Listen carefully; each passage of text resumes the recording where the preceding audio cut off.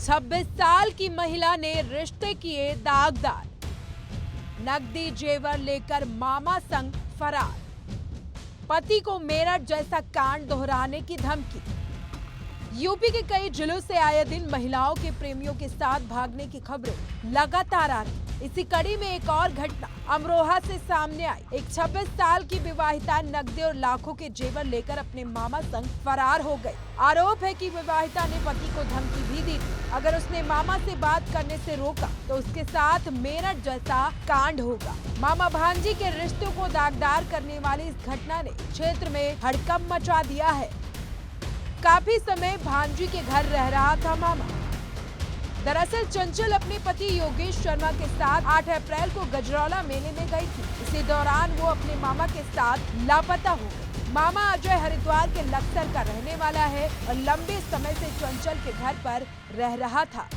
UP के मेरठ में drum हत्याकांड के बाद से यूपी के तमाम जिलों से ऐसी घटनाएं लगातार देखने को मिल रही है, जहां पत्नी अपने पति का मर्डर कर रही है और पति इस समय कह सकते हैं कि लाचार और बेबस नजर आ रहा है। अब ऐसा ही मामला अमरोहा जिले से भी सामने आया है। हालांकि अमरोहा में भी एक पहला ऐसा मामला सामने आ चुका है, जहां एक पत्नी ने अपने पति को जान से मारने की धमकी दी थी और ड्रम में पैक करने के लिए उसने बोला था। अब फिर से एक नया मामला आया है और जो पीड़ित है वो हमारे साथ मौजूद है बात करने के लिए। आज थाने वो अपनी शिकायत लेकर पहुंचे हैं। क्या कुछ पूरा मामला है वो हम बात करते हैं। जी, आपका नाम सबसे पहले। सर, मेरा नाम योगेश शर्मा है। मैं शरीफपुर सुमारी का रहने वाला हूँ। योगेश, आपके साथ क्या घटना हुई है?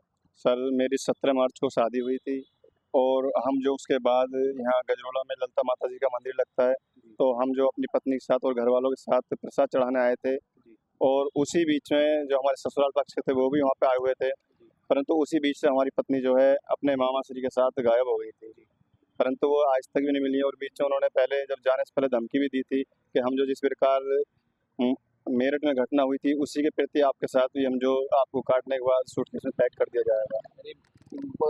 जान से मारने की धमकी, सूट में पैक करने की धमकी? जी सर। और जिसमें हमारे 1.5 लाख के जेवर थे और 25,000 रुपया नगद हमारा जो गायब हुआ है सर, वो लेके गई हैं। मैंने थाने में उसको जो 9 तारीख में रिपोर्ट भी कराई थी, परंतु आज उसको सर 15-16 दिन हो चुके हैं, परंतु अभी तक उसके प्रति कोई कार्रवाई नहीं हुई। योगेश, पत्नी का क्या नाम है, फिर कहाँ की रहने वाली है? ये सर वह रहने वाले बैंक कॉलोनी के, परंतु इस टाइम जो है वह अतरपुरा में रहते हैं और पत्नी का नाम चंचल भारद्वाज है। तो ये जो इनके मामा हैं, ये आपको पता चला कि दोनों के बीच कब से बातचीत चल रही थी? ये मैंने सर इनके परिवार वालों से पहले इस बारे में संपर्क भी किया था कि आपको इस बारे में कैसे जान गए, तो बोले नहीं ऐसा तो कुछ नहीं था। परंतु जब शादी हुई तो मैंने उनको देखा कि अधिकतर वह फ़ोन पर संपर्क उनका चलता था, तो मैंने उनसे एक बार कहा भी था मैंने इस प्रकार नहीं चलेगा, तो उन्होंने बोला कि हमारे मामा कोई दिक्कत नहीं है, मामा से हम बात कर सकते हैं। क्या नाम है मामा? मामा का नाम अजय भारद्वाज। पति को दी थी मेरठ जैसा कांड दोहराने की धमकी। इतना ही नहीं, चंचल घर से अकेली तो गई, लेकिन अपने साथ 25,000 रुपए नगद और करीब 2.5 लाख रुपए के जेवर लेकर भी भागी। हैरानी की बात यह है कि घटना से पहले उसने अपने पति योगेश को धमकी दी कि अगर उसे मामा से बात करने के लिए रोका गया तो वो उसका अंजाम मेरठ की चर्चित सौरभ हत्याकांड जैसा करेगी। इस धमकी के बाद योगेश भी चुप रहने पर मजबूर हो गया। पति और परिवार ने पुलिस में दर्ज कराया मामला। वहीं इस पूरी वारदात का पता जैसे ही पति योगेश को चला तो बिना देर किए योगेश ने पुलिस में शिकायत दर्ज कराई। योगेश ने पुलिस को बताया कि पत्नी चंचल अपने मामा के साथ फरार हो गई। साथ ही परिजनों ने मामा भांजी के रिश्ते पर गंभीर आरोप लगाते हुए न्याय की मांग की है। तो आप क्या करते हैं योगेश? सर, मेरा काम, मैं जैसे पंडित हूँ, ब्राह्मण जाति से हूँ, तो मैं पूजा पाठ आदि कराता हूँ। पूजा पाठ काम करते, तो यानी कि शादी से पहले आपको गुमराह किया, धोखे में रखा? जी सर। इस बीच में मैं आपको बता दूं कि जो हमारे बीच के व्यक्ति थे जिन्होंने शादी कराई थी, इस बारे में मैं कह सकता हूं जरूर अवश्य संपर्क उनका रहा होगा इस बारे में, परंतु उन्होंने मुझसे ये बातें बहुत छिपाई गई हैं। उनके परिवार वालों को इस बारे में जानकारी, परंतु वो भी नहीं बताना चाहते। तो आप अपनी पत्नी के साथ मंदिर में प्रसाद चढ़ाने के लिए पहुंचे थे, उस बीच आपकी जो पत्नी है, तो आपको शक नहीं हुआ जिस दिन ये मौका इन्होंने तलाशा फरार होने के लिए? ऐसा था सर, मैं आपको बता दूं कि जिस टाइम प्रसाद चढ़ाकर घर जाने की तैयारी कर रहे थे, उसमें हम बहुत से व्यक्ति थे। तो कुछ व्यक्ति आगे दुकानों पर चले गए थे, कुछ पीछे थे, तो हमने सोचा सब सामान लेके साथ निकल लेंगे। उसी बीच में किसी पीछे की दुकान से गायब हो गई थी।